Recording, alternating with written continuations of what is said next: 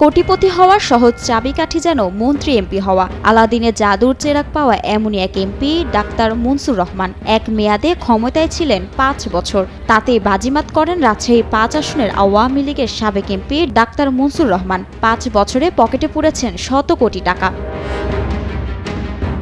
অবৈধভাবে নানা আয়ের জন্য মনসুর রহমান বেছে নিয়েছিলেন নিয়োগ বাণিজ্য।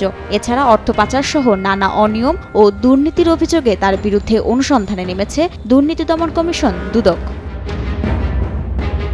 পুঠিয়া ইসলামিয়া ডিগ্রি কলেজে 2 দফায় 16 জন শিক্ষক কর্মচারী নিয়োগ দেওয়া হয়। এই নিয়োগ প্রক্রিয়ায় 1,80,00,000 টাকা নিজের পকেটে নেওয়ার অভিযোগ আছে ডাক্তার মনসুর রহমানের ওপর। শুধু পুঠিয়ার ওই একটি কলেজে নয়, তার নির্বাচনী এলাকায় প্রতিটি শিক্ষা প্রতিষ্ঠানে একই কায়দায় নিয়োগ বাণিজ্য করে কয়েকশো কোটি টাকা কামানোর অভিযোগ রয়েছে এই এমপির বিরুদ্ধে।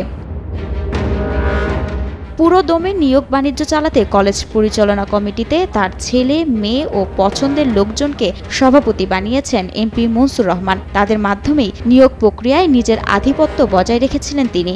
মেয়ে স্কলারশিপ নিয়ে বিদেশে চলে গেলে মনসুর রহমান তার ছেলেকে কলেজের সভাপতি করেন। এভাবে 2 উপজেলার প্রতিটি শিক্ষা প্রতিষ্ঠানে বসিয়েছিলেন নিজের পছন্দের লোকজন।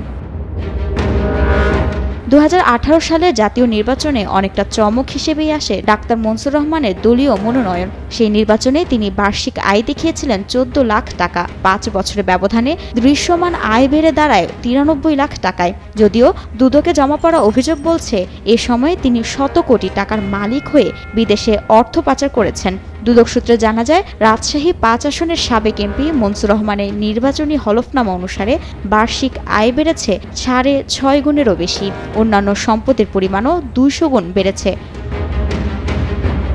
বিগত 5 বছরে এলাকার উন্নয়নের নামে কোটি কোটি টাকার কমিশন বাণিজ্য করেছেন তিনি।